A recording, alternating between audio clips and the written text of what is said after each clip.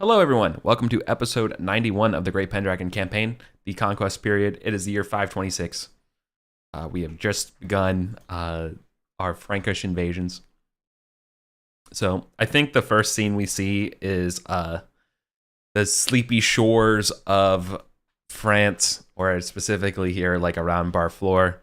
The mass bells are ringing when a runner, someone's like squire or a little scout or someone like rushes up to the gates saying, they're here. And then, cuts to you all running up to the shore. You go up past where the river and the sea met, up that little river that you guys all sailed up to the walls to. And you can see cresting across the sea are the cobalt and gold crown sails stretching far and wide as Arthur's army has arrived for the season. Hell yeah, guys. So Arthur's army has made it here. We don't have to role play or, make any tests for disembarkation for the army. You all have done a good enough job. Nothing has sort of happened in the winter or so as you all are just been on duty. Instead, I'd rather cut to, when the Earl gets here, right? When you finally have a chance to see everyone through, where the Earl, Rofus comes up to, I think it's going to be more of a scene for Acewin than Gorthrin. But I guess there's no reason why Gorthrin couldn't just be in the backdrop hearing this and coming in if he needed to. But or the Earl sees Acewin and says pretty, aloud, like, finally, something good for my eyes, on this otherwise a wretched continent. I love what you've done with the place, Acewin, as he embraces you. Mm-hmm. Well, we've gotten things ready for the true thrust of this mission. Yeah, indeed you have. Arthur was right in grabbing you. But I will say that your attendance was missed at home for sure. Rife sends her regards. But I hope you don't mind. And behind him is Lady Orel of Vagon, saying, Orel has been helping me with the strategy at home. Pray I've not offended you.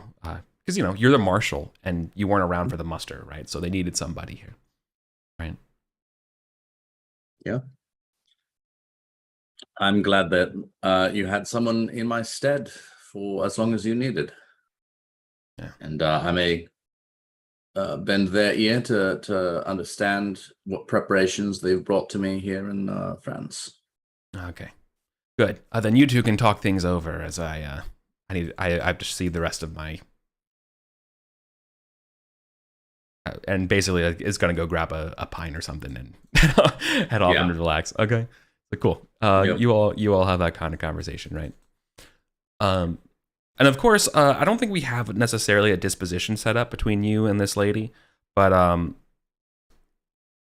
think it's very much like this is the family that used to be the Marshalls, right? So it's not perfect for you all, right? I was gonna say, I think that Acewin's going to try to to guide the conversation to have a tenor where Acewin is reasserting, okay, good, you have brought me my army, so now I can actually do the martial things.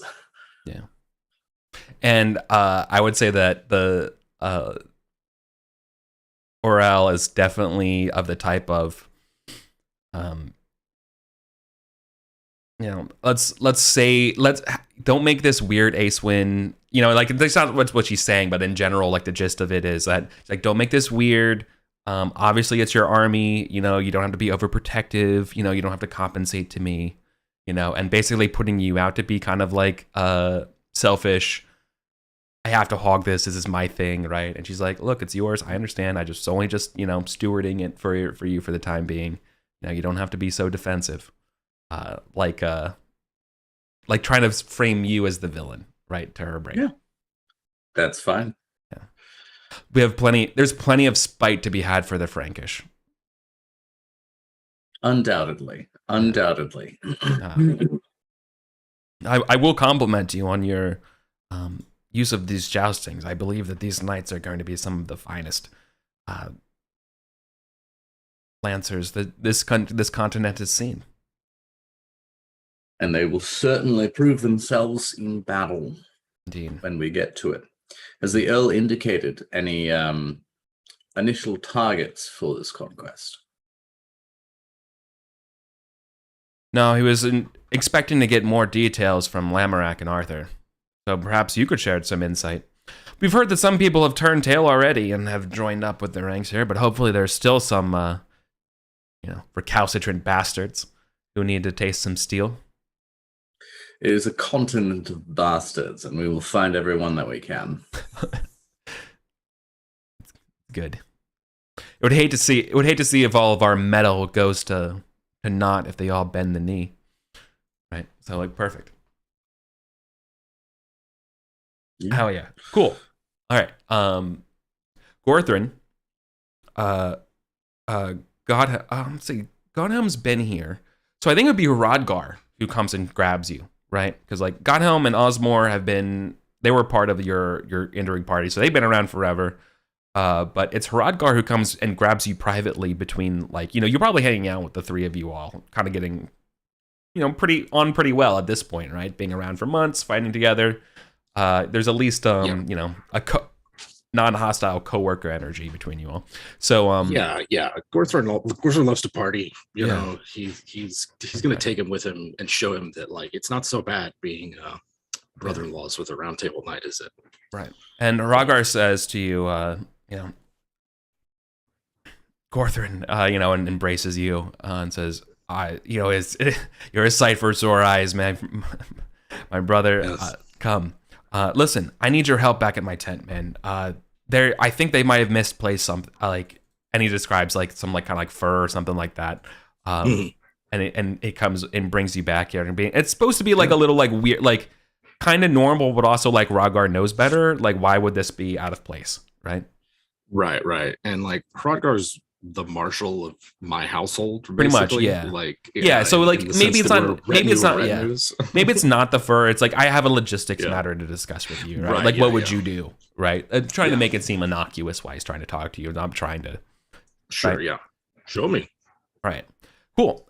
So as you get to the camp, he has his guards around.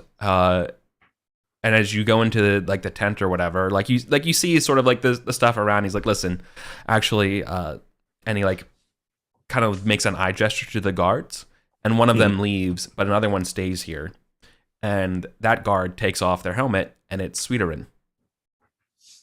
And Sweeterin has surprised you, has made the journey with you. Don't worry. And the first thing out of her mouth is is don't worry. The kids are fine. They're what's her name? Guinevere is has taken care of things. But Brugen's behind as well. We left people. But and she kisses you fondly and goes lest you forget, my love, I was born with dirt under my nails. This is an army camp is a fine place for me. And more importantly, as she grabs, holds your strong, mighty arms, and says, "My place is by your side. I won't and she's I won't fight. I'm not going to be fighting on the lines here. I'm just going to be in camp. I'm going to be here for you." Right. Yeah, Gorthrin has a non-combat part of his red. Yeah. So I'm sorry for the subterfuge, but it's necessary. Well, I'm glad you're here. It's been quite lonesome this winter. Yeah, it was lonesome back in Till's head. I'm wasting away. And looks at you, and it's he's haggard, right? This content is done. My love, I can see the bones in your cheeks. What is? They have not been feeding you well. Well, we've not want to make our presence known, so we've been eating lean. That's all he has to say about it. Right. We have gracious hosts that we found here on the continent, though. No, they surely must have cattle on this continent. Why are you not eating well? Exactly, right. So she's like, this won't stand though. I will, with Arthur's here, you'll be eating good tonight. We'll be fine. I have turned down the opportunity for more food. We have chosen to take less so that we will not be a burden on people that we wish to claim just rulership. That's his. Yeah. As long as we're here, we're good. We're here to collect vassals and things like that. We want to be good invaders. Yeah. Right. Save it all for later once we've been ground down. Yeah. Hearts and minds, right? Hearts and minds. Yep. Mm-hmm. Yeah, that's okay. So a lot of people bring their families with them on campaign. That's great. Yeah. As long as somebody's back home looking after things, which Sweeterun wouldn't be here if there wasn't. Exactly. Then Gwen, the surgeon and my guardsman who protects y'all. Yeah. Your own men at arms is probably like you have to save some like decent guy back at home. Their men at arms is there. Brugen's my guy, I think. And then your mace trainer, like they can watch it. No, but there's also like there's that sergeant at that's there too. And Guinevere's aide de camp or whatever is also there, right? Like I don't mean to punish you by doing that, right? That's not the intention of this. This is a good thing, right? I'm framing this as a good thing. Yeah. No, he takes it, and he'll spend some time with Sweeterun and then have Hrodgar go over, how the transport was. Did everybody make it? Because Gorthrin's brought a sizable contingent. Gorthrin wants to show King Arthur that he is capable already of a barony. So we might as well just have the title. Yeah. Like I'm bringing with me 1, 2, 6 other knights, their squires, and then some archers. Now, those knights are sworn to serve you, but they're not sworn to serve Godwin. They're not sworn to serve Godwin, no. But so they will follow you wherever. Yeah. Right. Yeah. Yeah. And what he wants to show Arthur is that it's Arthur that he wants to see that he can, he can bring this. He can bring a sizable contingent. It's not just him and a squire and maybe one other knight. It's yeah. I dig it for sure. Awesome. And now Acewin, if I recall from last week, Awena's not going to be here, but also you left Karen home as well, right? Correct. Yeah. All right. So for intents and purposes, there could be dramatic irony of maybe someone confesses that Sweeterun here, or a rumor could come out. But otherwise, I think is just relatively kept under wraps that Sweeterun would, just has a different name as one of your enormous retinue. Mm-hmm. Okay. So what I'm saying is that as Acewin, feel free to play into that in some kind of way if you wanted to. Okay. All right. So I'm sure it's not going to be a secret from Acewin for very long. Yeah, exactly. That's kind of why I wanted to open it up, right? Because sometimes I think it'd be more interesting is if you did find out and how you would handle it rather than if you didn't. So I think one of the important parts here, because we're gonna have a little bit of like a more of a montagey kind of scene as everyone's getting set up, is that during the early spring, you all will be kind of pillaging and scouting and probing around, right? Basically with the last of the snows of like February and March, now you're able to. Campaign season is about to begin. So time to see where things are going on. I think one of the first things that happens is that I think a Frankish convoy does arrive to your camp. Basically Maximilian is kind of being the introducer. I don't know, master of ceremonies. I don't know, the person who's kind of liaising between the knights, being like, hey, like by the way, this is where come here. The envoys are bringing treasure to Arthur, right? Food, wine, and more coming to him. As you can see, that another local lord has come at the start of the campaign to bend the knee. Nice. Cool. But don't worry, there's still plenty of other folks in Normandy that need conquered. So it sounds like we've won over. It sounds like a handful. Yeah. Of maybe sort of the local low-ranking landed knights. Are any of these patrols? Is there any indication of like a larger force gathering against us? And that's what I'm getting ready to describe. Gotcha. They're saying that there is they're talking about there is a Roman contingent like floating around in Normandy. They're saying they're smaller than your force. They said last time they heard anything, they were in. Look at the map. They were near Gaillard, the castle of the Baron. Okay. They were there for the winter, but now that things have moved on, you could expect them to probably try to ambush or raid and kind of just keep scouts on you. Okay. All right. Well, what's the move from our commanders? Can we go out? Can we engage them yet? That's this Gorthrin, like, I'm ready to start like leading patrols in force. Like I'm ready to come to grips. Yeah. I think what's going to happen is like right now, at the start of campaign, it's very much like we don't know where the large army is. So small forces just, kind of skirmish around, pillage, do whatever you can until you run into more trouble than it's worth, and then come back and be like, we think we found them. Yeah. Right? Yeah. So the first couple months, that's what this is going to be like. I think Acewyn and Gorthrin, you will be actually split up, right? Because again, it's not going to be like a Salisbury size, that's an army. You guys are very much just like little battle, like basically just like a battalion kind of. Yeah. In fact, yeah, I think. Well, let me ask you this question, Jim. Yeah, so I know you want to fight under Arthur here, but like, would you rather roll in a larger skirmish force with? Like, are you doing this exclusively to kind of be alone with your own forces and let yourself kind of just like hang large, or would you rather try to impress the Earl or King Godwin, or is there something that you would like to intend to get out of?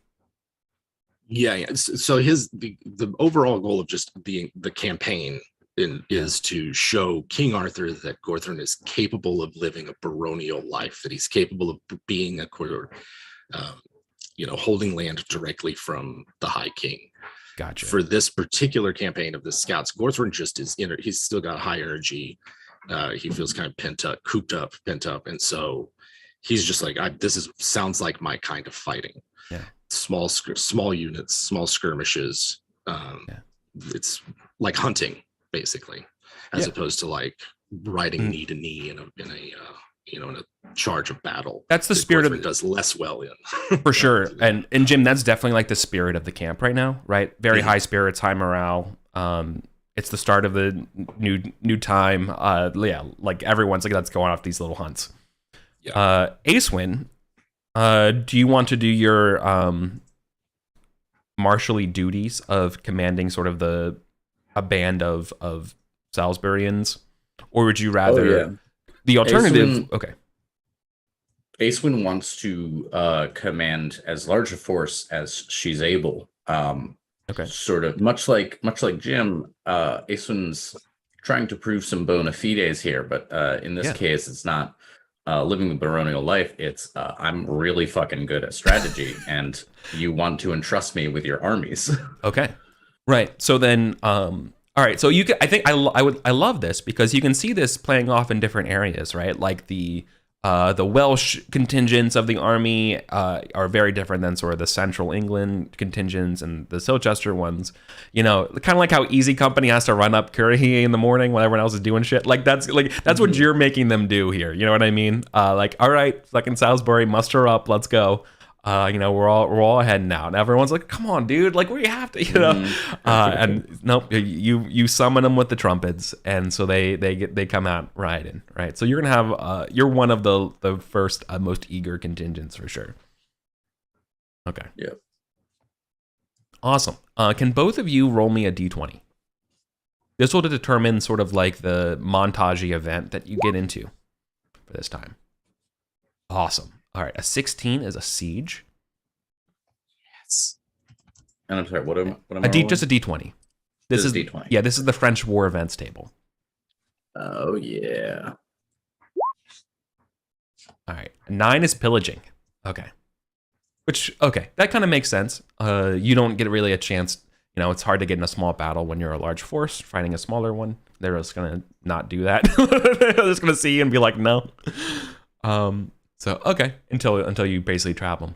All right, yeah. So let's talk about this siege here. All right, so this is gonna be like a this is basically like a small village like manor, right? Like it's Now, this is the equivalent of like if you were like Winterborn Gunnet, effectively, right? Oh, Right, although right. maybe that's a bad analog because you have a stone manor at Winterborn So, yeah, Gunnet, right? But like- this is like wooden stuff, right? Yeah, like Cholderton has all wood Yeah. defenses, palisade tower. Yeah. Yeah, Gotcha. exactly, right? Mhm. Cool. All right, so I would love to see like the siege. Like, so let's talk about the siege, right? Obviously, the men don't fight you in battle. Like, they don't come out to meet you, right? Instead, you have to send up like your messenger folk, right, to the walls, effectively, right, and be like, "What's the deal?" Right. Surrender or Yeah. or Right. for the So I would consequences. love to know, like, do you want to send Rodgar, or like, do you want to send like an important person of your retinue, or do you want to do it personally and like announce yourself to these guys and be like, my name is blah blah, Gorthor's going to go personally. Yeah. I I mean, to do that. Yeah. and you're not going alone, obviously. Like, Right. you have just you not have your letting guard the with arrow you, or something. right? You're not. Yeah, this isn't just like weird. Like, I'm doing. Anyways, yeah. The point here is, right. So like, I would love to know what you kind of say, and like, what's Gorthrin's like bravado as like, this is the first time you're like really leading a siege, right? Like, this is the first time you are doing this. So like, what does that look like, right? So let's see. Oh, let me roll This the weather. probably- these are 'cause like it'd be a fun time to villagers see were- what the weather is. Yeah. What's the weather like? It's really windy. It's windy. It's relatively chilly. It's not raining, but there's heavy fog. Okay. So nice. So that, dude, it's fucking misty and shit. Oh yeah, okay. Right. Yeah. So like fast moving fog going like over the lands. Yeah. So that we can kind of take advantage of that. Yeah. Basically, we probably surprise them. They're all running into their village. They're closing up. Gorthrin's he's going to give them an opportunity to rethink their decision. And let's see what he's going to say. I mean, I don't know that I've got a speech in mind, but basically the gist of it is that you have an hour to surrender. And if you do, then things will be fine. Then there will be no fire and sword. But if not, then we will take what we need. right. Then we will assault. Yeah. And in that hour, we'll start cutting down a tree. Yeah. For like a ram. I think you hear like one of the envoys, my loyalty will not come so easily. English. I don't ask for your loyalty, only your obedience. You want my obedience? Then Arthur should have come himself. Break upon my shores. As like they're recalcitrant. Yeah. All right. But I think we would see to them, and then if you don't mind, like, does an internal scene of them of like, we will like, this is for the glory of our home, right? This is not even just for our king. We are fighting for us, right? And there's that sort of sense to them. Yeah. Okay. Yeah. Right. And so like the women and children and stuff are getting readied up and like sent away. Yeah. And, How much of a fight are they going to put up? they're preparing to fight as long as possible, right? Okay. All right. I don't have a huge force to lay siege with, and if it's a whole village, they're bringing up everybody. I think that instead of wasting our energies beating ourselves against this, what do you say, the rocks, break ourselves against the rocks. We're just going to take everything we can that they didn't bring inside and come back. Oh yeah, for sure. It's too windy to set fire. That would be, I'm not sure I want to do that. But Gorthrin remembers the anarchy, and it's all well and good. We treat our chivalrous hosts chivalrously, but otherwise it's our obligation to end this war as quickly as possible. Okay. So if they're going to siege up, we're going to take what we can isn't nailed down and move on. Right. Okay. Yeah. Which is exactly what you do for a siege, right? Right. Yeah. Let them spend a bunch of time getting ready, and then we're just yeah. Right. All right. Cool. So this is gonna be like weeks of a montage, right? As your or days, I guess. Oh, let's just say a week. All right. And anyways, let's do Ace Wins pillaging, right? Yeah. So besides only a few scouts, You end up just kind of running through the countryside, taking from towns and anyone who wouldn't be swearing loyalty, which is kind of all over Normandy right now. All right. So I would love to see how you keep your troops in line, right? Pillaging, or like the hard, like, because this kind of goes back to the Gorthrin's like hearts and minds thing. So I'd love to know, Acewin, how you would approach with your, controlling your troops, temperament, anger to, get out there, hostility against the Franks versus, all those kind of things. Like, how do you handle it when you go to the first town, meager resistance? The priest comes out and is like, the town is yours, and then the people start looking around, kicking down doors, right? Like, what do you do?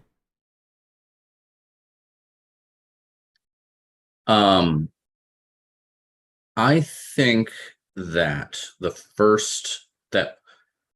here's what Acewin's proposed strategy is going to be.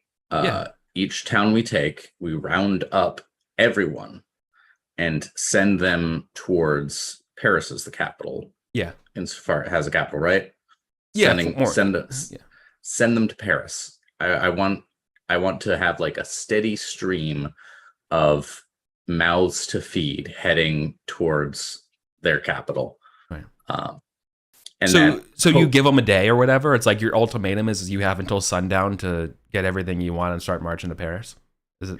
No, they don't get any. We come in, we take everything, and because what we don't want is them taking logistics back to Paris. I want to overwhelm them. Negative. Yeah. Get that morale. I'm less concerned about getting morale bonus for us than a morale malus for them. Yeah. To that end, I think maybe we hold quick informal jousts to see which contingent gets the honor of going out to the next village, right? Like we have this like to keep them sharp, to keep them hungry. It's not a given who's going to get to go. It's like, no, you gotta prove that you're the ones to go this time. Oh, awesome. So I would love that you would just do this, like you kind of make an impromptu tilt through the this town that you're conquered in, right? Some non-bespoke Normandy coastal town or whatever. Yeah. Get everyone that you've got to bid down your a skill. That's yeah. Yeah. All right. They won't refuse your bachelor. Cool. All right. Are we interested in seeing who gets the honor, or is that sufficient? Acewin doesn't care. So long as their hands are busy, so to speak. Idle hands are the devil's plaything. So long as the contingent is busy, Acewin doesn't actually have any real preference as to who's going or not. That's perfect. And then succinctly here, as we are doing that, can you just make me a battle test? This is to represent sort of like, if anything, success. Yeah. But I mean, our auto success is perfect here. I'm just trying to think of just in terms of skirmishing. This doesn't represent so much loss of life, but just material and just that kind of attrition as we were advancing before the rest of the major fights for the rest of the year, right? Yeah. Acewin would want to talk with the sort of higher up people who are determining larger strategy, because the other reason I'm doing this of sending these refugees back to Paris is to make it so they know where my contingent is going, because then what I'm going to pitch to the higher ups is then I can split off a small force to do this again, to start giving them the wrong impression about where we are. Right. If they have the regular pings of, oh, they're at this village, oh, they're at this village, then we get them used to that sort of signal of our presence, and we can use that as disinformation. Yeah, if the same string, if a string of refugees is coming from, yeah, exactly, and they're predicting where you would be going. That's awesome. Well, that's clever. Yeah, so, okay, so a normal success of that roll means 10% attrition. So that just, for me, would mean that, you know, I'm going to make a little note here. It says, like, 90, you're at 90% strength, more or less. But that's okay. All right, cut back to the siege, right? Gorthrin, you're sieging this manor. Yeah. I believe I'm going to require a siege test from you, and I assume you're going to be leading the assault, right? Well, what I didn't want to do was assault, because if they were all going to fight, then that's, to me, that's too costly. You know, an assault. Really. Like, we don't have the numbers to put up with it. So instead, what he wanted to do was post like his best rider of his knights, and the rest of us go out and just start taking whatever isn't inside the manor that they didn't bring in with them. And then if they come out, our knight like warns us so that we're ready to face whoever they have to send out after us. We're trying to draw them out so that we don't have to fight them on their walls off our horses. Right. Well, I think it's very much a stalemate right now, where they have not left their walls. They have cowered behind them for sure, letting you kind of give free rein. But I think then the issue here is there's a sort of sense of your own men being like, "Come on, like let's do this," right? So I would love to know like what kind of words of wisdom you have for your men about why shouldn't we just assault?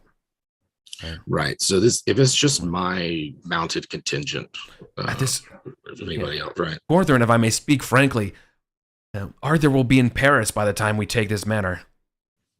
We will bring in what we found here and join him on the road to Paris. Then this is not worth our blood when there is so much more we could have. Basically, you're arguing against a check for reckless from these knights.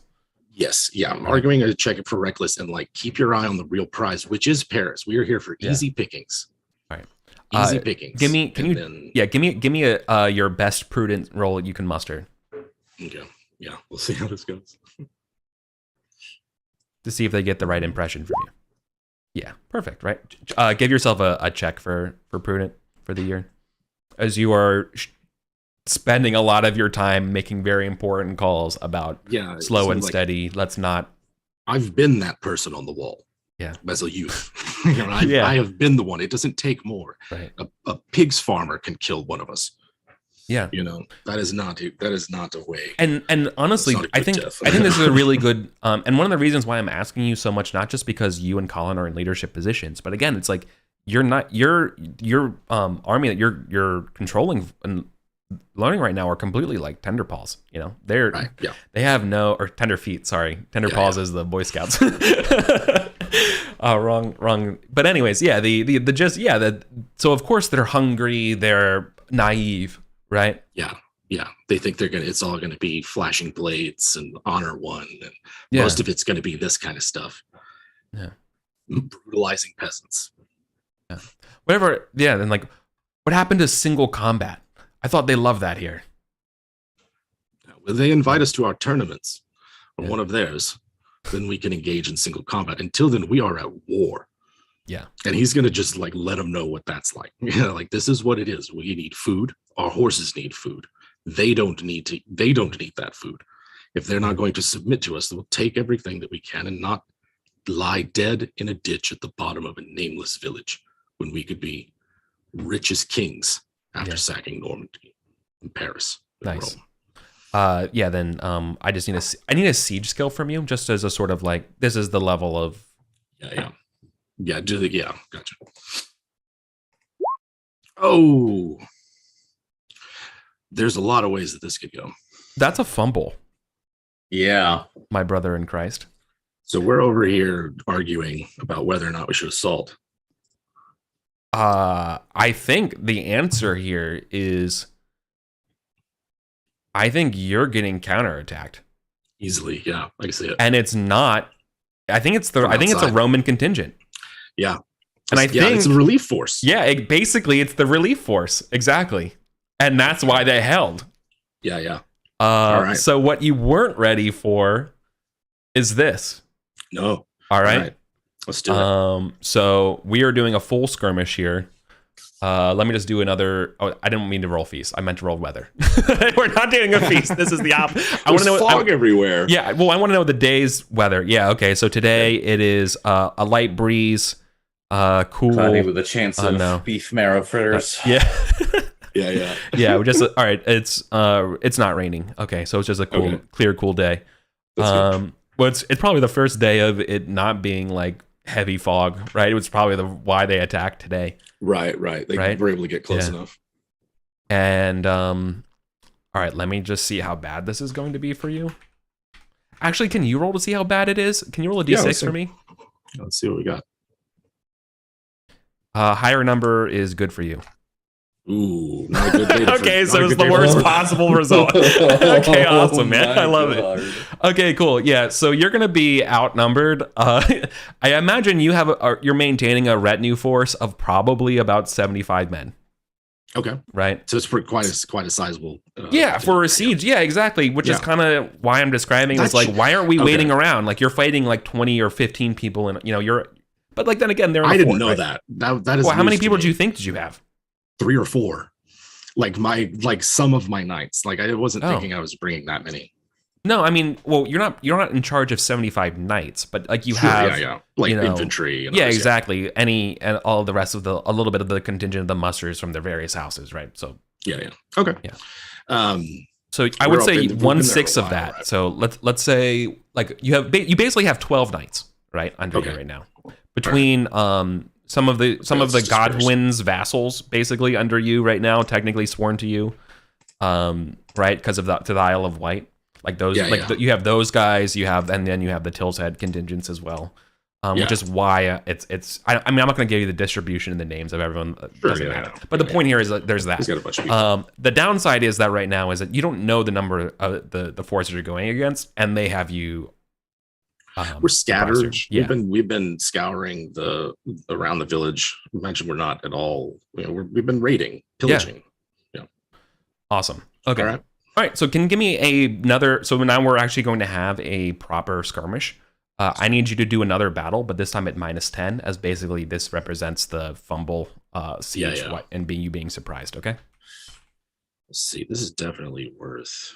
Let's see how this goes. This is all right, I'm gonna try honor. This may be where Gorthron eats his words, but this is definitely important. Okay.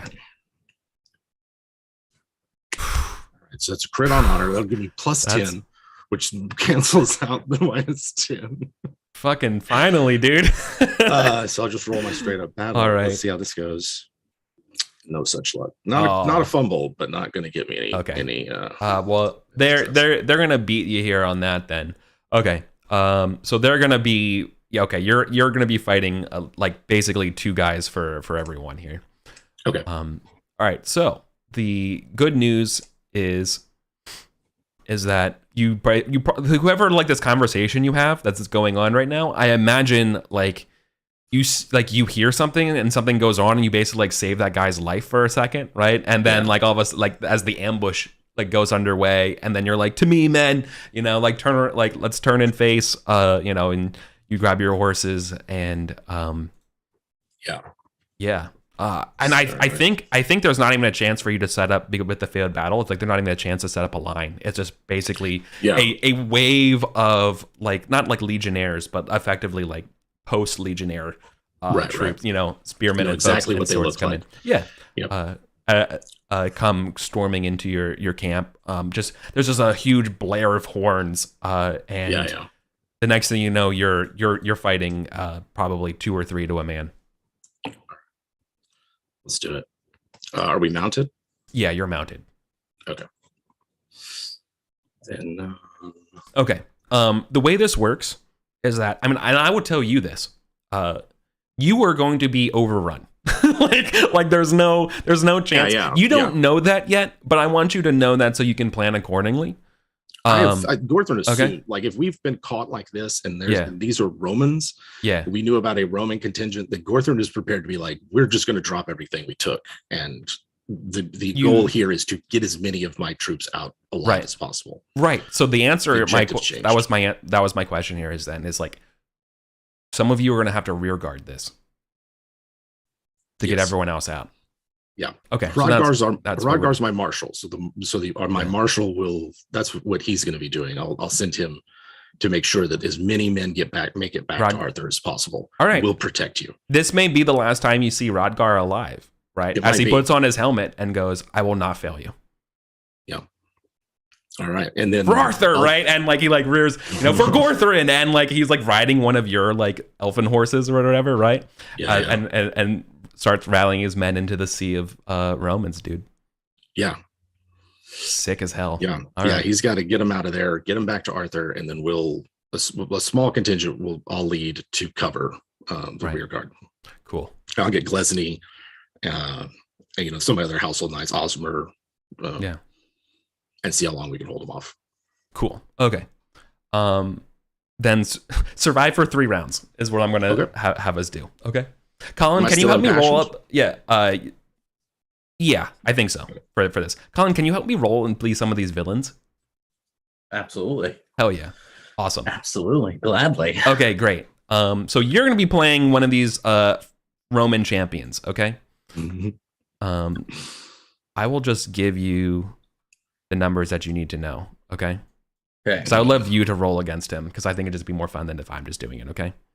I can dig it. All right, so pretty much like one of the biggest, baddest dudes comes find, rather than like let's just say that you basically are able to take out like the initial, inferior spear guys or whatever as you're on horseback, Gorthrin, right? And then like finally there's like the guy who gets his own cutscene situation, right? Yeah. Cool. Awesome. Yeah, so this guy's sword he's doing 5d6. Where's his sword? His sword is 17. He's got 28 HP and armor 18. His size is 18, so he's not that small of a lad either. Yeah. He's only a little slightly smaller than Gorthrin. Yeah. Okay, so this is it. This is my one guy I'm fighting. Yeah, I think he's probably on horseback, so he's probably like whatever the Roman equivalent of lieutenant is. Yeah. Yeah. Okay. Commanding the vexillation. Yeah. Does he have any passions that he could call on? Yes. So he is. Let's see. You can assume he has a passion of 15 for loyalty, honor, all that kind of stuff. Okay. Let's do loyalty, Lord. Okay. So he gets +5. His lord is Gallius. Okay. Who's the cousin to Claudius, the emperor. Okay. Sword is 17, so -2 5 is +3.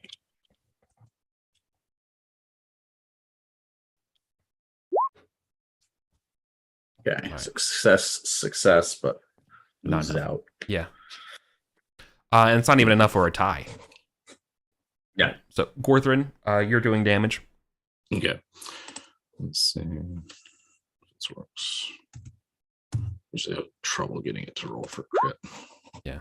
It's not. Woof. 44. He has 28 hit points. Yeah. 18 standard armor, third. So he has 46. He can ablate 18. Yeah, I think that still takes him down in one go. -18 is 26 damage still coming to him. He's unconscious at 7. It's still a major wound. His con is 10. Okay.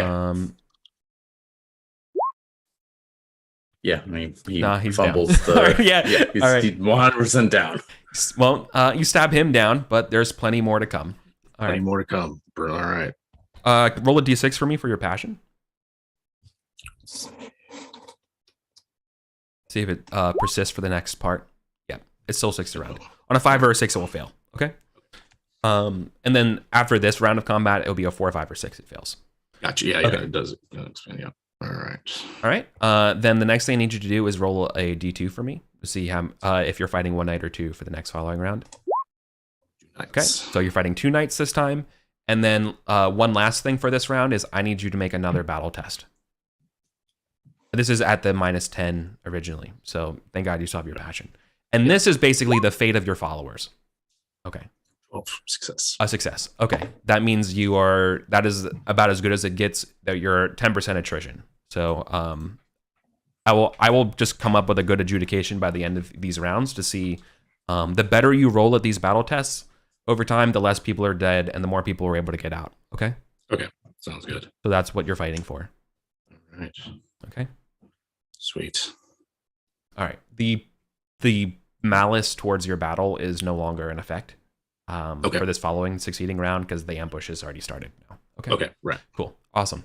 So without that malice, give me another battle test. This represents the sort of the next round of how things are faring. This battle test also modifies that how folks are getting on with the rest of the battle. Okay. Awesome. Another success. Okay, cool. I believe that gives you a non-modifier. Let me look at the rules. Skirmish rules. A success gives you a 0. Yeah, okay. A crit will give you +5 to that roll at the end for the modifiers your battle. Failure is -5 and a fumble is -10. This is the skirmish rules straight out of the rule book. Gotcha. Okay. Cool. Just so you know. All right, so you're fighting 2 knights. I will pick up one of the knights, Colin, and you can pick another one. All right, so here's your knight. This guy's a huntsman. Oh shit, dude. Yeah, this guy's got a sword. Yeah, go ahead. Oh, I'm splitting my skill 12 and 12 with my bonus that makes 22. Okay. Colin, you're handling a fellow with a sword skill of 21. I'm handling a fellow with a sword skill of 15. I just have a list of like 100, or I have a list of 1,000 generic knights that I am just mouse wheel down, grabbing the first 2 I see. Still 5d6 for the sword damage, 28 HP, 18 armor. Yeah. All that. Yep. Okay. There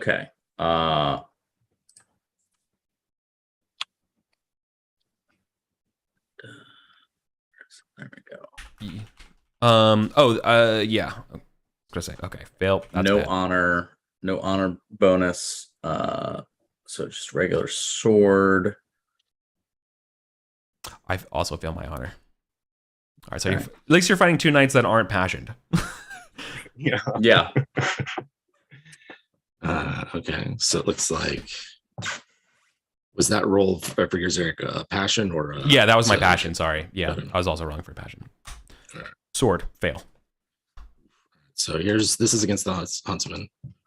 24, and then it gets the knight. 27. Okay. 6. Take only 2 damage. Gets through. You got 27 hit points total, Colin. So no bother. 2 gets through. That's just a wound.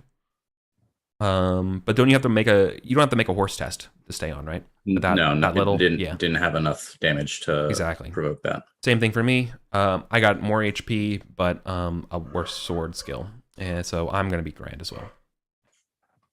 Okay. Not enough a threshold of my dex to justify it. Okay. Lastly, another battle roll for me. This is the fate of your followers roll for this round, and like I said, we're doing 3 rounds of this. This is the end of the second round. Yeah, this is the end of the second round. That's a crit. Good. No one. No additional losses. Cool. All right. Then let's go to the third round here.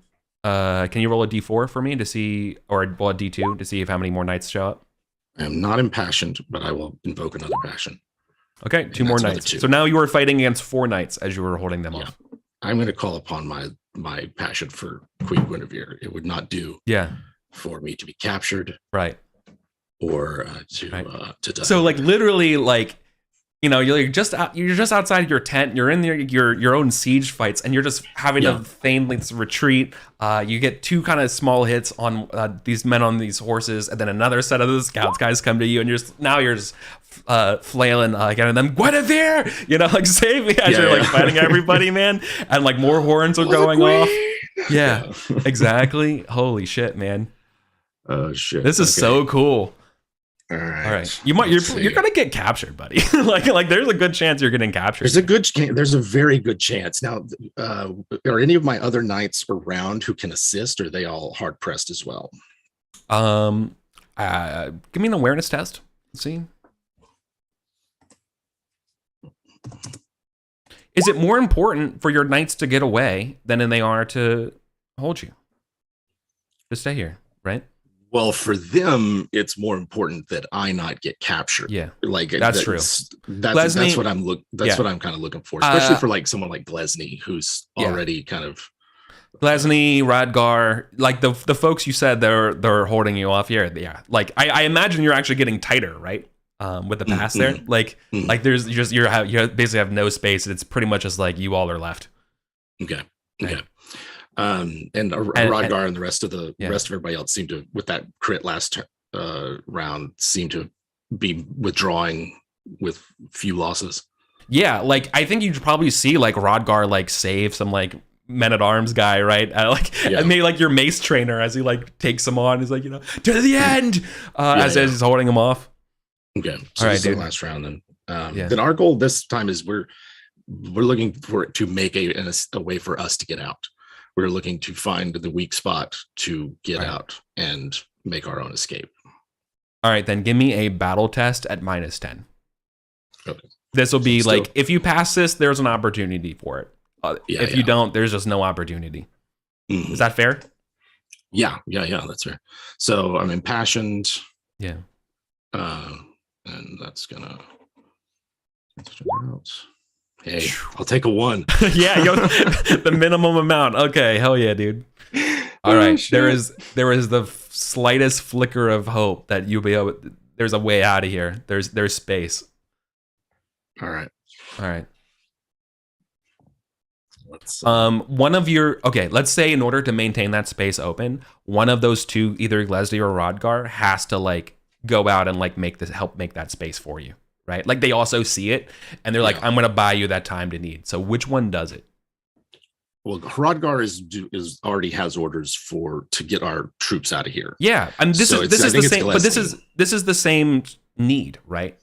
Yeah, what I'm saying is that in order to get the 3 of you out of here, one of them is going to have to basically like fight and make that whole, right? Yeah. So which one does it? That's all. I'm not sending them to their death. I'm just curious about which one who does it. I think this is like knowing what I know about Glesny, this feels like this is a moment she could seize. Hell yeah. Awesome. All right. So then before Rodgar saves that guy and like the camera goes back to you and you look and see Glesny. He's like, yeah. And like she rears her horse around and like tries to fight this guy to create space for both of you. And it's like, let's go. Oh, all right. Here we go. So, who am I? What do I need? What do I? You got 4 knights that you're fighting against, dude. Yeah, you're fighting Colin the other. In addition to the 21 sword guy that you're using, you also get another 21 sword guy, and I have a 12. So you're fighting defensively this time, which gives me a +10. That's hilarious because I was going to have the first guy, not the new guy, attack recklessly. Yeah. Because he's now seeing 2 more knights come, and he got hit by this interloper English. Like he's angry. Yeah. So that would mean against my one guy, you get a free attack. I think that you still get that even though you're fighting defensively. Yeah. And if you knock him down, then he doesn't get to attack, but otherwise he gets +10 to his roll. Yeah. Okay, so we're going to resolve that first. Yep, the one that's tagging recklessly. Right. He's like, "You're my knight," and like he's like, yeah. Oh, now, is that free attack? Like what I guess what I'm curious about is that free attack on its own, or is that still part of the splitting my skill for the other ones? It is. I think it's a free attack, man. 2 attack. It says make a free attack unopposed and first. Yeah. So I think this if the Magic the Gathering stack of sword attacks has going on right now, I think this starts to the top, so you don't have to. It doesn't get filled. Gotcha. Yeah. Okay. All right. Knocks him over. Right. Pretty. right. That homie. Let's see. That guy's homie has 28 health. So he's down for the count for sure. Yeah. Okay. Well, so much for that guy. All right. Well, there's 3 knights left. I wanted to see how that tactic works. Turns out it fucking doesn't. Not against Gorthrin. Yeah. So I'm fighting defensively against the others. I'll split my skill 3 ways. That's 8. I'm impassioned and fighting defensively, so I'm at 28 for all 3. Okay. Good luck, man. Yes. I'm gonna call a passion of loyalty on my 12 sword guy who hasn't done anything yet. That's but his is only a 14. All right, he's passion for a +5. So whoever the second one is, I only got a 9. All right, so 2 9s in a row. Yeah, jeez, right. Come on. Go the 15 guy who failed. Let's see what he gets. Or failed his passion. Last turn. I'm seeing what he's got now. He passes, beats you by 1. And then the impassioned new upcoming knight with the 12 sword now at 17. Let's see what he gets. 16. All right, so you're getting hit twice. But you also get... Oh, shit. So, like, you fought defensively and they beat you? Yeah. Not even a tie? Yeah. He rolled 2 natural ones. I rolled 2 natural ones. Oh. Yeah. I'm like, did you roll wrong? Like, is there something wrong with the macro? Is that... No, you just literally rolled 2 nat ones. All right, so you're getting hit. Yeah, all right. So you're good. Whoever the first one was, I got a crit on, but it doesn't... It just canceled. You crit on my other guy. Yeah, I'm glad we don't do PvP because apparently you just wrecked me when I'm rolling. Roll 2 crits, yeah. All right. Yeah, right. It's literally it's almost straight out of a movie, right, y'all? Like, again, like this misty, like almost like Macbeth looking fucking battlefield, right? You guys, 2 men on swords. One just like comes down, like barreling at you. You dehorse him. Another guy comes at you. You stab him through, but then you're getting overwhelmed by the other 2, right? And the first one has 5d6 damage, and the second one has 4d6. Okay. Well, you know, okay. Wow, the 46 maybe almost got through your armor. Maybe. Nope. 17. I mean, I got 18 armor. Yeah. It seems like we're in an age where it's either you crit and kill them or you just don't do damage. Yeah. Yeah. Like, kind of rocket taggy. The defensive advantage in the Middle Ages was strong. Yeah. Both tactically and strategically. Yeah. Yeah. Yeah, the idea is that a lot of fights, when you start crashing on each other, it's supposed to be like win, loss, tie, right? Like win, you kill the guy, lose, you die, and draw is your swords explode because they break as you hit each other, right, or whatever, and they go to the ground with an awesome rang. No, but okay. You're not hurt yet, but they haven't been able to also like sufficiently get you or anything like that. All right, but I here's got one of them. So there's all right. Here, give me this final battle roll here. This is for Glesny holding the line, to get you out of here. This is the last one. I said if you could hold for 3 rounds, right? That's a success. All right. Just a normal success means that by the end of those 3 rounds, you have a 20% attrition. That's with the crit in the second round. Yeah. So that there was no losses for that one, right? For the crit. But the first round and the third round is 10%. So you were able to save 4 4/5 of your army out of here, including yourself. So about 60 of us make it out. Yeah. Out of the 75. Yeah. Including myself. That's good. The folks lost. They don't have to be named. Okay.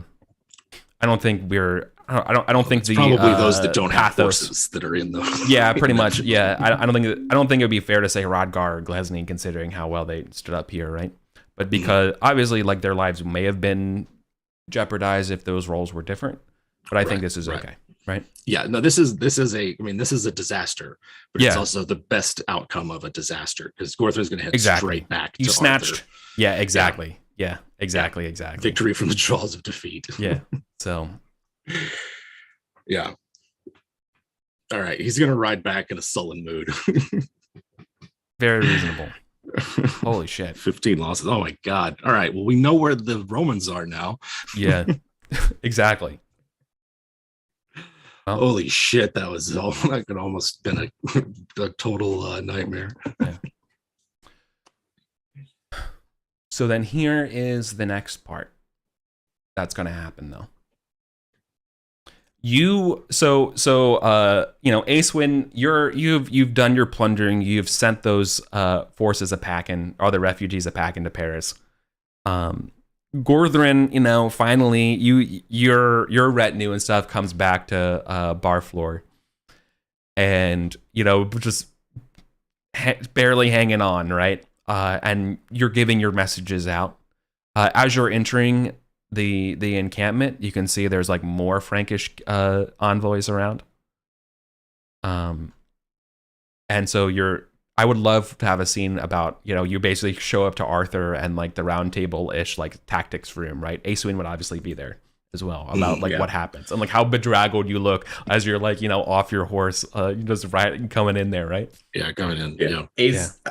Gorthrin comes in as Acewin is like dictating to her martial squire to write down, be like, and then we took this place, this is how much we gathered, we took this place and we gathered this much, and then don't forget the furs from Bayou. They're over here. Gorthrin just marches in. The Romans are by this place. Yeah, he's gonna give a full account of how there was fog, they snuck up on us, made it out. We're lucky to have made it out.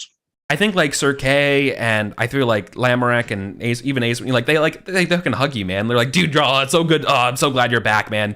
Holy shit, that sounds terrible. Like, you way to get out of that, right? Like you were brilliant, like incredible. They're like, and obviously like, sorry for your losses or whatever, but like also, we're fighting the Romans. We literally read their textbooks on warfare. Yeah, you know what I mean? Like they wrote the book. They're wolves, man. Yeah, they fight hard, and that's the thing, right? Is that they are like, you didn't even fight like their greatest soldiers, right? You just fought like their detachment. Yeah, exactly. Right. Yeah. So they came out. They came out of nowhere. He gives the full account. Where he was, what they were doing, that kind of thing. Yeah. And how much was this in the balance between Gorthrin not taking pains and the Romans being super sneaky? Like not guarding against that's a tough assessment, man. I feel like that's probably the conversation that's going on right now, right? I think I think people have different opinions. Is that it was Gorthrin? Gorthrin. What is Gorthrin? Because he fumbled it. Because it all happened because he had the fumble. So it's like Gorthrin would just be like, we ambushed it because of my. Gorthrin's like, it was me. Yeah. It wasn't anyone else. They snuck up on me because I didn't post a fish. Yeah, but who of your great friends around? Oh yeah. Acewin, I think Acewin was like, that's terrible. How did they get past your pickets? And it's like, the pickets were gathering the last of the winter wheat. Like that kind of thing. Yeah.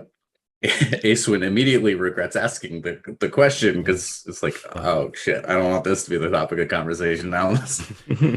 Well, it's no. Yeah, Gorthrin's not gonna lie. He's honest. And that's when Arthur also is there as well and clasps your hands firmly, and Gorthrin's, welcome back. Thank you. And it will pain me to say this to you. We will not be pursuing them. There, no. Where? Of course. Where are we? Who are we to pursue then? We are to feast with the kings of Normandy. Guillard has capitulated. And we must show them proper respects. Indeed. So we shall be celebrating Easter this coming month and Pentecost in the city. In the city of Paris? No, Bayou.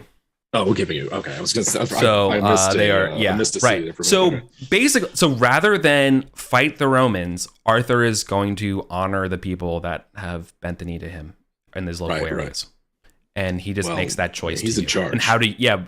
I know he's in charge, but how does that make you feel that you just fought? And here's a chance to do the thing that you want to do, right? Yeah. And instead, he's bogged down with the Frankish politics.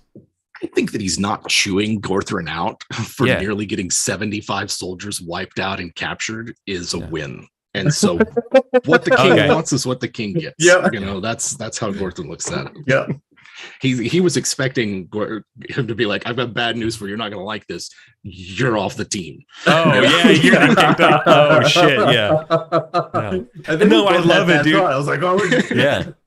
And Oh, dude, I feel like sure. I feel like Lamorak like looks at you, man, and like obviously like the consoling, like, we're welcome back, buddy. It's so good. And they're like, you got off easy.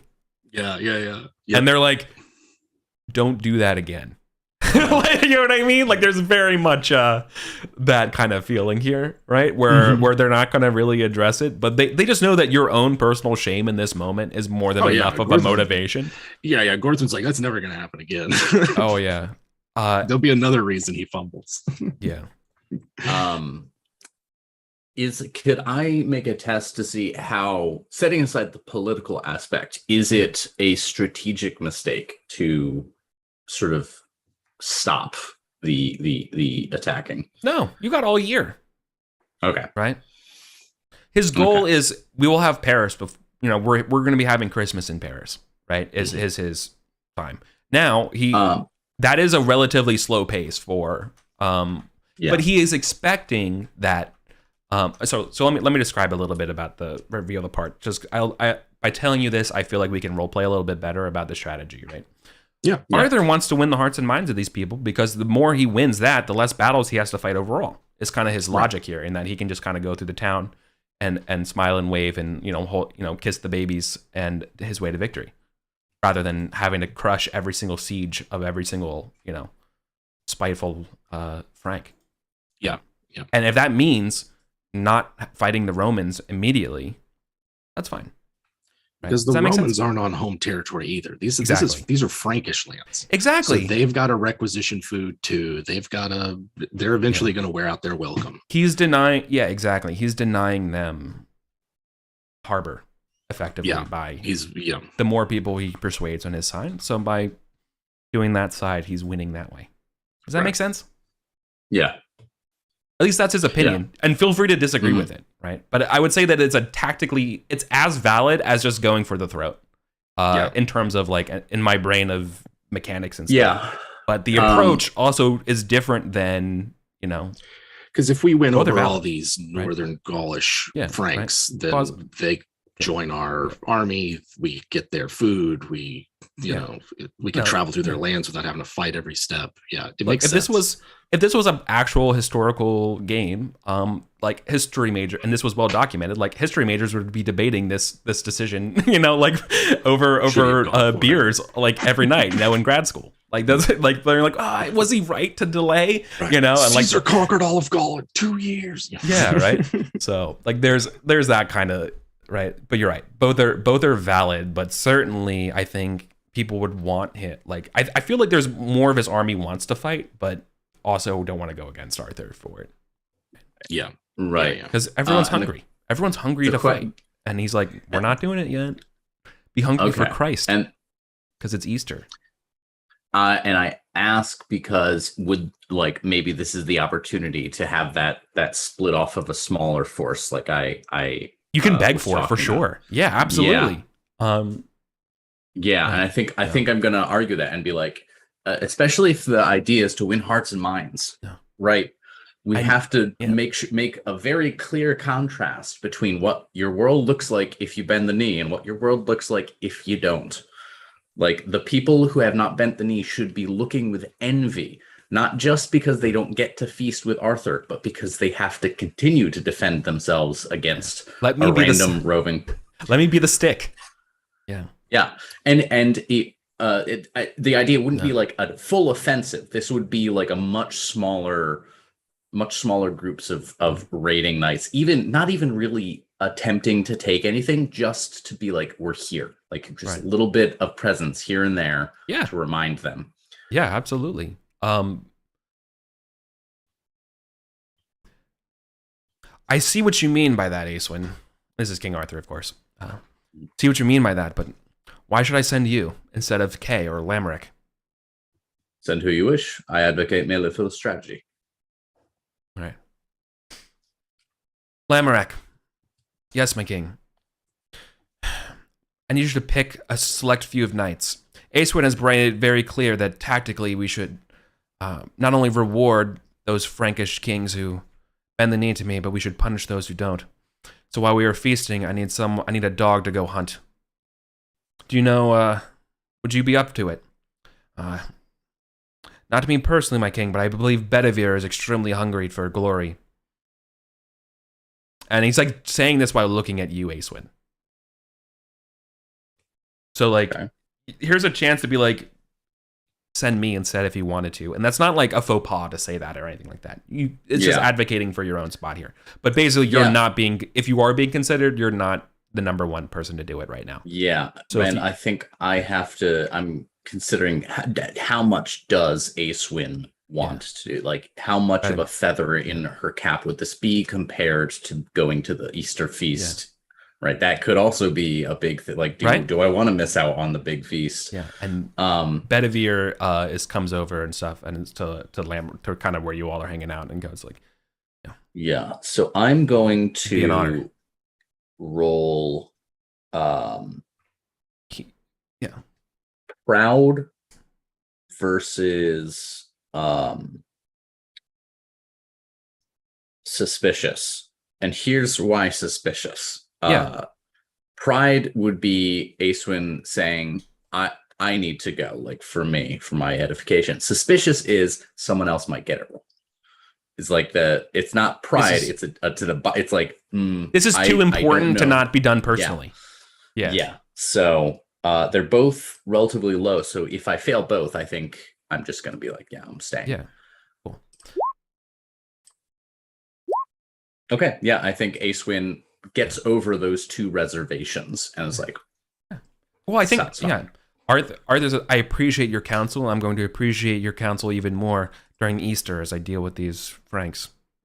Yeah, I think, and I also think this Acewin is sort of rejiggering her mind and being like, I think I want to be in the map room less than on the battlefield.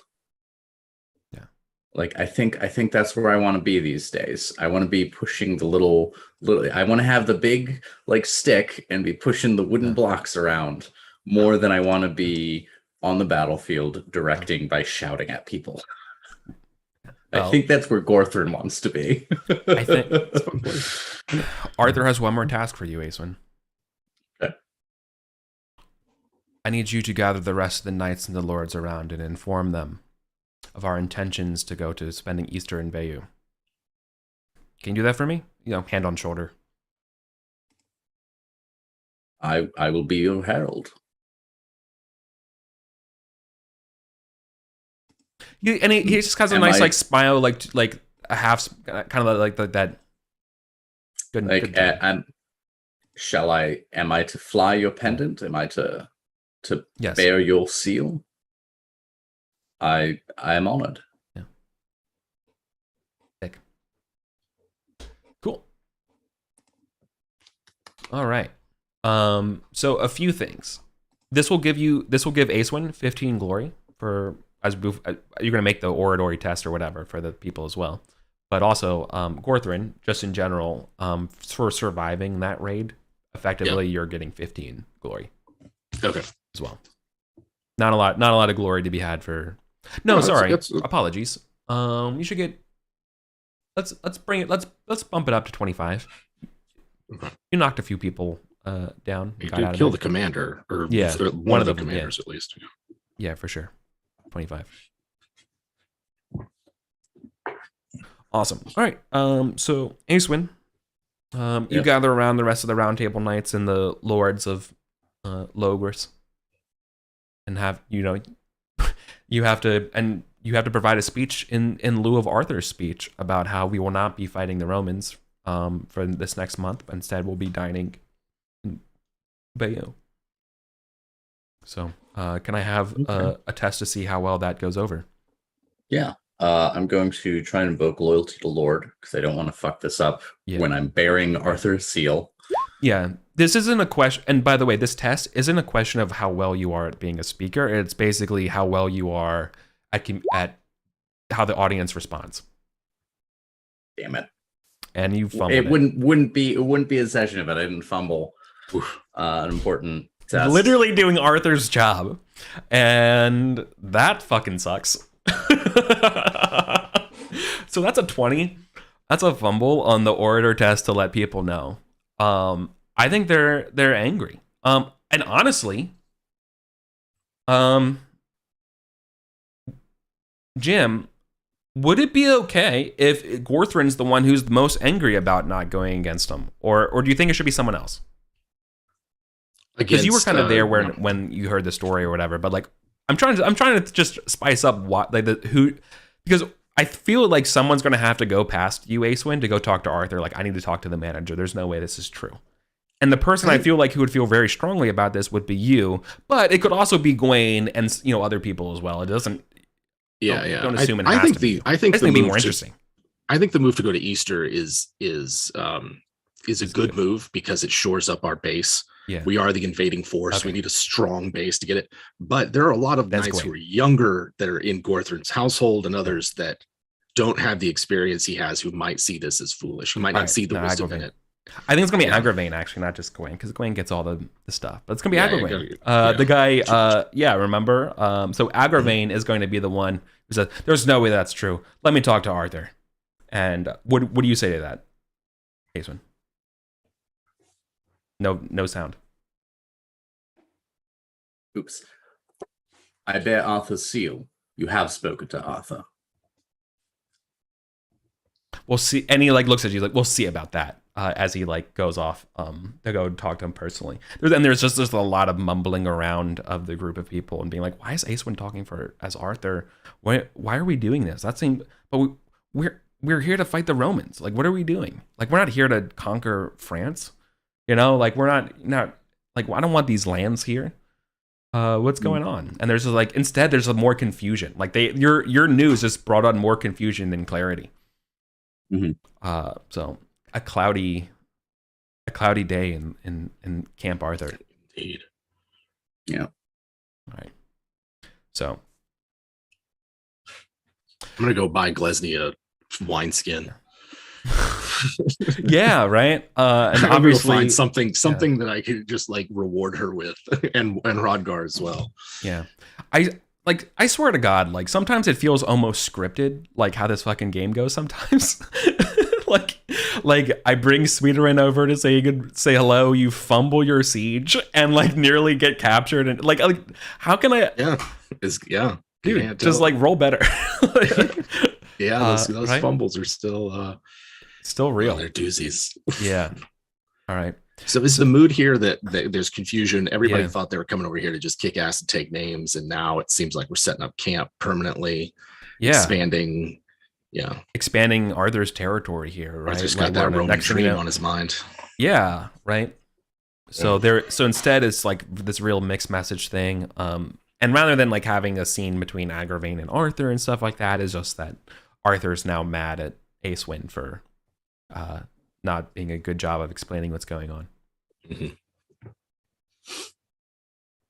Or just more disappointed, not mad. Arthur doesn't really get mad. At least not to you. I think Lancelot, without a sense of irony, says cool, hey, I like your speech, Acewin. That's a good call. And congrats for speaking for Arthur. See, it rolls off. His head's out. Lancelot. Yeah. Hey, Lancelot's here. Nice. Yeah. No, right. He's got what's his name from Parks and Rec? Chris Traeger? Yeah. Chris Pratt. Yeah. No, not Chris Pratt. The other guy. Chris Traeger. Yeah. The optimistic guy. Yes. Rob Lowe's character. Yeah. Yeah. All right. Let's do this feast. Yep. So we're gonna. I did not clear out the last feast stuff for this one. Oh, I did, actually. I'm a genius. Did I leave you on the winter map that whole time? Yeah. Yeah.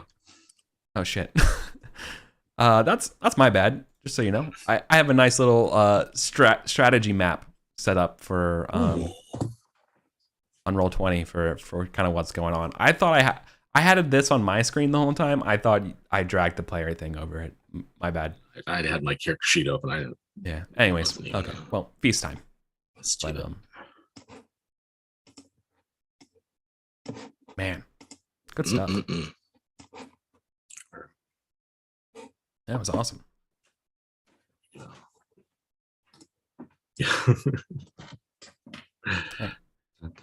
Ideally, all of those string of refugees going to Paris, I feel like ideally Paris is also going to just end up capitulating, being like, "There's this, yeah. What were we thinking? This is too much. It's a good strategy. Yeah, Give them too many mouths to feed. Yeah, and ultimately, it's like I just want this war to end.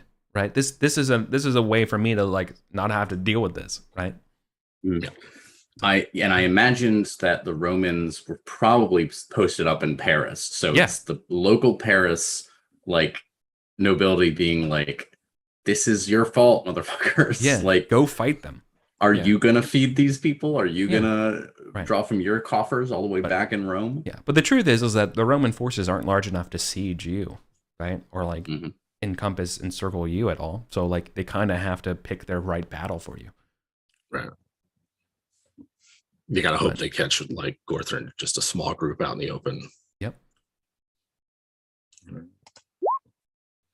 Oof. Yeah, Gorthrin doesn't get.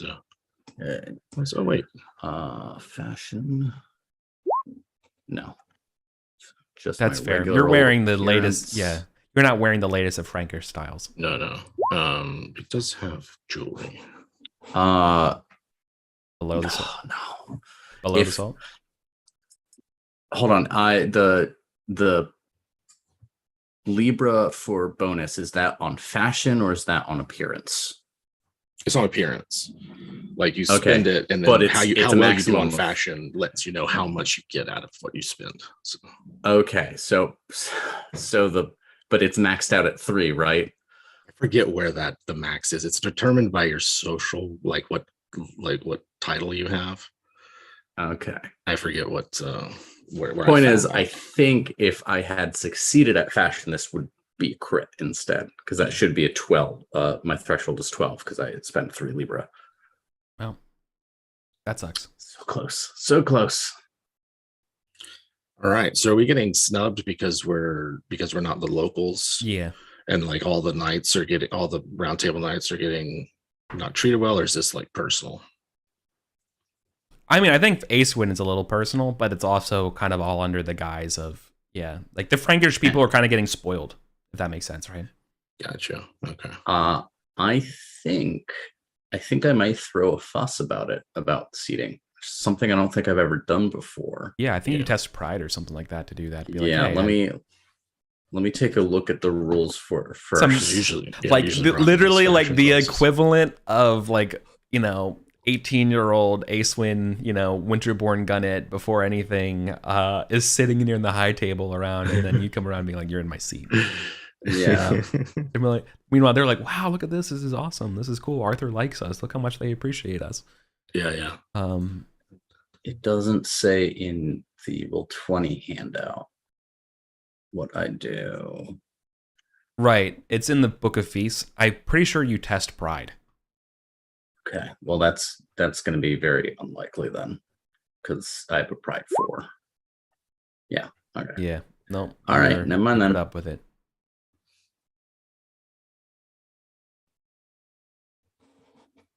Yeah, I think this is Well, no. Hang on. So you failing your pride here. Here's one of those scenarios that I kind of wanted to bring up again, where.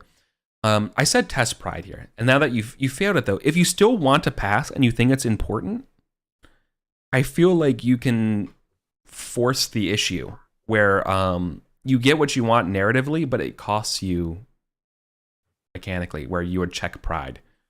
Okay. Yeah. Right. Yeah. Absolutely. I will do that. Yeah. Awesome. So you're gonna push someone one of these knights out of the way so you can have your seat at the risk of people looking around at you. Yeah. Hang on. Would that be worth? I'm trying to think here of by doing that and upsetting that, if that should, rather than checking pride, and you're not committed to going down this route. I want to just rewind for a second.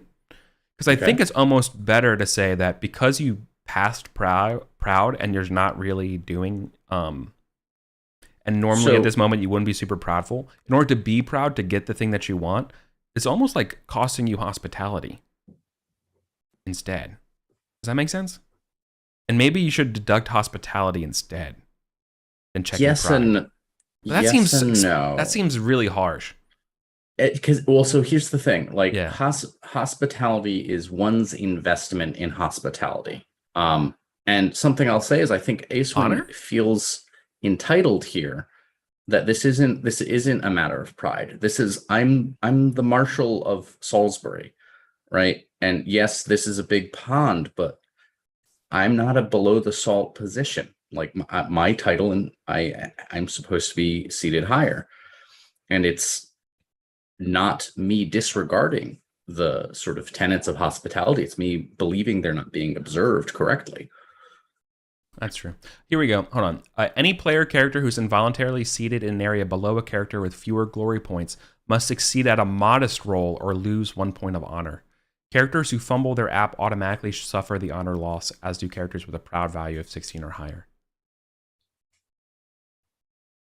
I think the question really depends on like involuntarily, because if we agree with the decision, like narratively, that if it's like, yeah, he's trying to impress these people, we have a chance to kind of like bond with some of the less glorious knights at this moment. Like, yeah, can you believe it? We're sitting here together below the salt. Right. So being seated out of order can have a deleterious effect on your honor. That's what it happens. Or it helps your modesty. So characters may voluntarily cede their position by requiring a modest roll. But yeah, if you think that you're involuntarily seated below where you deserve, you must succeed at a modest roll or lose 1 point of honor. Because so instead, it's basically you make a fuss. Okay, I'm reading the feast. I'm reading the feast rules on page 6. If I'm understanding I'm that not really correctly, vibing that. Yeah. So, and here's why what we haven't been doing is treating the seating as what it kind of maybe is like a fucking elbow fight for a good position, and we've been basically treating it as, am I seated correctly? Okay, rather than am I seated like in a position that brings me honor, regardless of whether I deserve it or not. Right. True. That's a really good point. Yeah, we haven't been treating it as very zero sum, and it sounds from what you described, there is an element of zero sum to it. Like you are always seated at someone's expense. There's only so many seats at the table. Somebody's gonna have to get left out. And the people who are modest are the ones who are able to be seated lower and be okay with it and be like, I don't lose honor, frankly. Like I'm good. And if you have high pride, it forces you to make a fuss because you don't want the honor loss. You don't want the honor loss.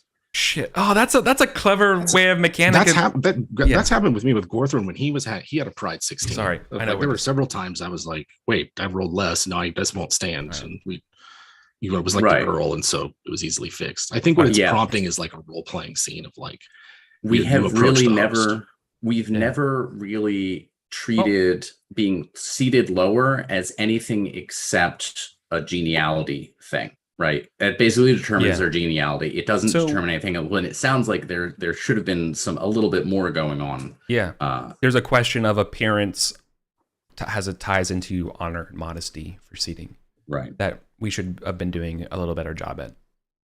Okay, well, now we learned. So let's integrate that. All right, so the point here, though, is that you were seated in the area below. So you have to succeed at a modest roll. So it wasn't pride in the first place. So That is thankfully easier for me to pass, which means naturally. All right. Okay, I do succeed. You do not lose a point of honor. Good. And Gorthrin got a. I think it's a good call. Like, I think that he's trying to win over these people. So to me, the thing that hinges on is involuntary. I think Gorthrin looks at this and goes, well, this makes sense. Yeah, we should be seated up there, but also this whole thing is Arthur's like 3D chess kind of whatever. So what I'm calling it is like his loyalty to Arthur, which is a 16, makes him trust the system, trust the process. He trusts the system. Yeah. And also like Gorthrin's not about to make a fuss after nearly getting so many people killed. Yeah, and that's also true. Right. You kind of got your ass. He's sort of like, feels like he's in the doghouse. Like, it's not involuntary. It's no problem, Arthur. I'll no problem, dude. Where do you want me? And look, and Gorthrin's going to take this opportunity to be a big fish in a small pond. Hell yeah, dude. That actually makes a lot of sense, but also makes sense for Acewin to also not feel like, like that math comes out of like, okay. Yeah. All right. Perfect. The only thing that would grate with Acewin is if Agravan is seated higher, and I'm almost certain that he is. Yeah. I say this I say this all the time. That's why I love playing with you all, because you guys you do such the good job of helping me contextualize those feelings of like what's going on in these roles as well. Rather than it just being like, a checklist of we make this roll now we make this roll. Love that shit. So thank you. This is awesome. Cool. All right. So both of you are below the salt, but feeling differently about it. Yeah. All right. I think, is it okay if we play a little late and just kind of finish the 3-round feast? Is that okay, y'all? Yeah. We got started a little late, so that's why I asked. Okay. Yeah. Excellent. I want to be respectful of your time. Cool. So good. All right, cool. Then we get the 3-round feast tonight. Let's see what we're eating. Parsley bread, cockentrice, and white poultry meat stewed in wine. I don't like that it just says white poultry meat and not what kind of poultry. Maybe it's not. It wouldn't be Cornish game hen because they're not. It won't be Britain. Maybe, I don't know. Pheasant. Let's say pheasant. Yeah. So good to draw cards when we're below the salt, yeah? Yeah. Oh, yeah. It's not only above the salt when we don't. You just don't auto accrue glory. Yeah. That's true. Yeah, that's where it gets you. Oh, man. Let's see what we get. Like, I know I was just kind of like agreeing with you there, Colin, but I'm also like thinking about now literally that ramifications of that zero sumness of that appearance honor, and in a way that's very, wow. Okay, never mind. That makes it even cooler. So I got the host card where the host bumps me up a seating area. Oh my god. This was a test and you passed. Yeah. God damn it. Generous host. The host requests your help for one of his other guests move up one seating area and remain there for the rest of the feast. Is this about Godwin, or is this about like what's the context here for it? Because I love it. I like that. I like Godwin. What if Godwin's one of the ones who's like, why aren't we fighting? Yeah. I can see it being Godwin. Nice. God, that's incredible. Yeah. This session. Oh man. So now you're actually near the salt for next go around. And you have one. I love it. From that. And I get great deeds. Like I sit down at the lower table, and everyone's like, "Oh, Acewin, it's this EVA." Just starts talking about all my cool shit, and I got to keep my cool. And like this is the time when you start like your glory's so high that like there is some renown around you and your family in the continent, right? Yeah. Holy hell. Right, let's see. Pride fails. Good. I imagine there was going to be a crowd around Gorthrin, but then Gorthrin got tapped up, and so now the crowd went over to Acewin. He's like, who's got some great stories? Acewin. Yeah. Oh. Yeah. All right. Cool. That's a good little glory bump. Your humility pleases the knights. So this is to be expected. I've my modesty is 16. It is a notable trait. I am notably modest. So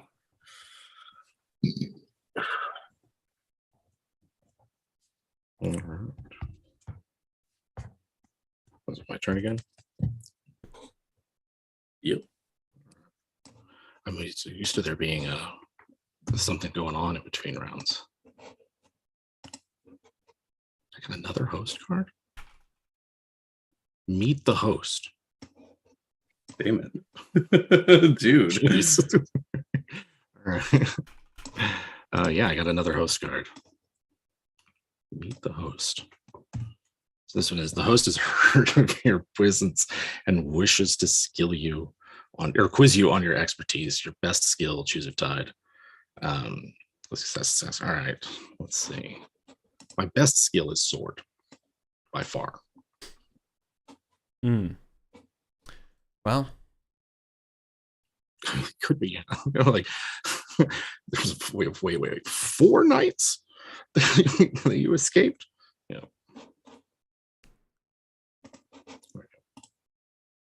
I think telling the story, yeah. So like, how exactly did you get out of there? Yeah, he tells the story. They were everywhere. They came out of the fog. Yeah. All right. Satisfied with your knowledge, +1 geniality. Nice. Dude, that's kind of an incredible story, man. That's awesome. not. I really was like, Gorthran's gonna have to like, he's gonna be paraded around as the one they captured. Like he'd never live it down.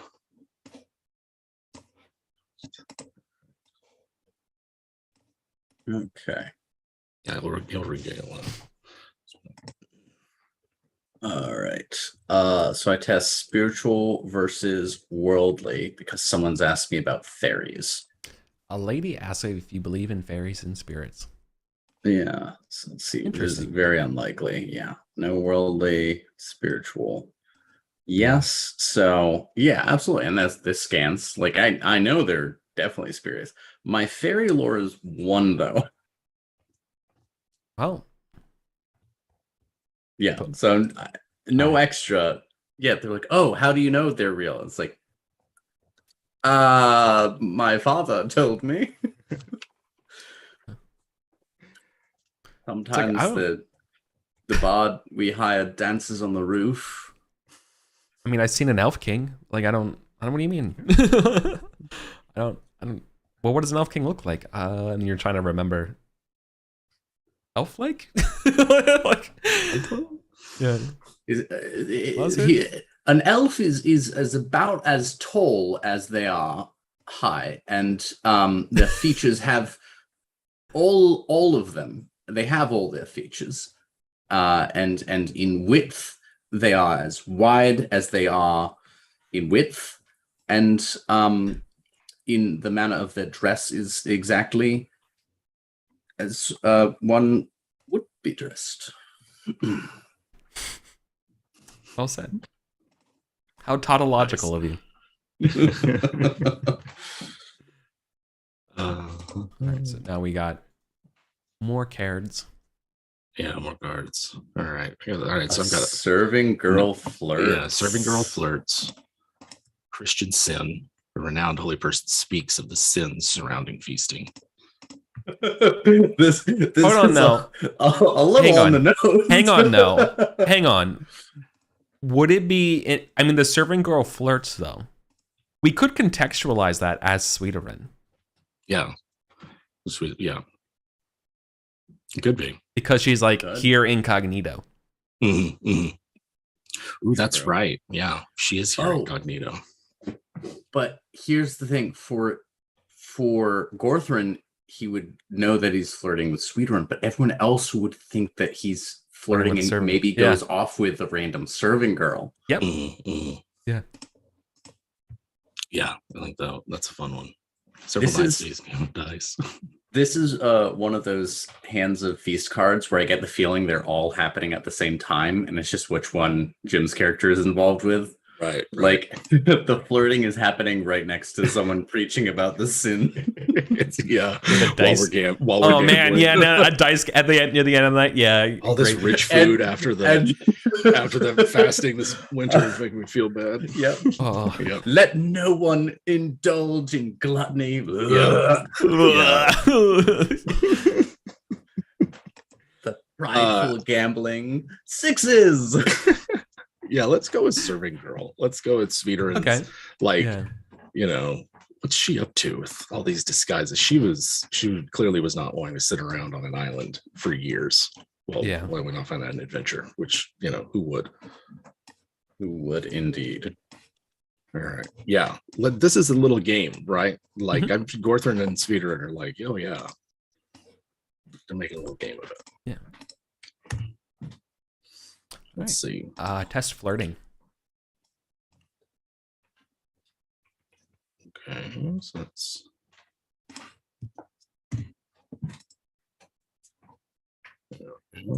success. +1 geniality and check flirting.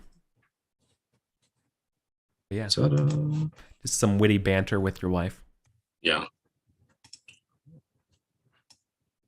Fancy meeting you.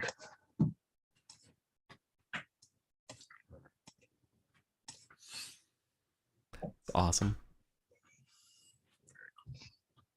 Is that the end of the feast?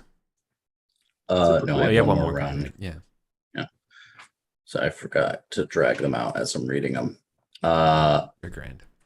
This set of cards very much plays into Acewin, defender and lover of women. The great sapphic knight Acewin, because we have Wallflower flirting with a shy young lady sitting alone, insult to a serving girl, and some ladies asking Acewin some questions. And I do not know. I'm trying to decide between Serving Girl and Mercy, my lord. Yeah. Both are pretty good. They're both pretty good, yeah.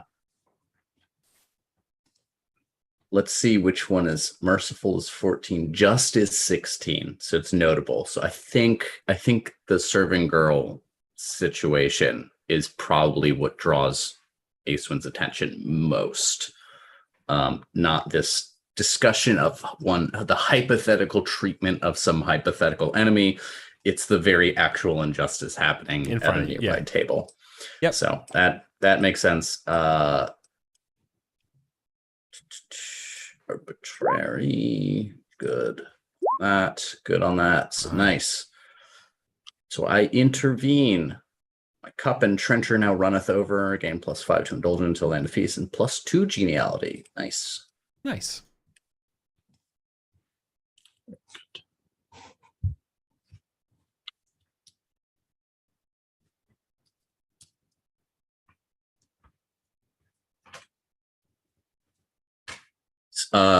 Is there a particular knight that is being abusive here that I intervene on? That's a good question. Let me do. My guess would be some kind of local, like, French knight fella. Yes. Yes, a French knight. Start a feud with someone on the continent. Yeah, I want to. I'm just going to declare it as a French knight. Let's see. Let's get a good name for Jacques. Let's say they are of. I don't want them to just be some lowly knight. Let's say that they are. Like, oh yeah, let's say they're marshal to Sylvian. Okay. It's nice. Yeah. Nice. Get a little bit of the two foil. marshals meeting is like sort of like two cats meeting, you know? Yeah. There's a natural wariness there. Yeah, and I think and I appreciate that, where it's like you stop them, and it's one of those situations where it's like, you know, there's this air in the there's like this heaviness in the air where it's like, you know, we could have been fighting on a battlefield if it wasn't for our lords getting together and having this right now, right? But perhaps they do it differently here on the continent, but in Logres, the marshal is intended to take care of their lord's armies, not their serving staff. Heavy scowl. But you may do things differently here in Normandy. Yeah, and like, you know, there's enough of a crowd around of a pressure where it's like you're not going to rebut you, right? Or some, you know, that way, other than just like apologizing. I mistook her for. He'll have to say something rude or like, I mistook her for a dog. Sorry, and some way to try to get out of it in a way that saves a little bit of the scene. But yeah. You definitely get the last word in the upper hand, right? You come off looking real good. Nice. Perfect. Awesome. All right, then I think that will conclude the feast. Then next session, we will be marching on Paris. That's awesome. So Sweeterin and Gorthrin are smooching. You're able to survive. Acewin, extremely murky success with Arthur and stuff. But don't worry, one day you'll get your distinguishment that is so deserving for you. But how'd you all think it went? It was great. Yeah, like the complications from the fumbles. Yes. Yeah. Yes. Those are the fun ones. Yep. Yeah. Gorthrin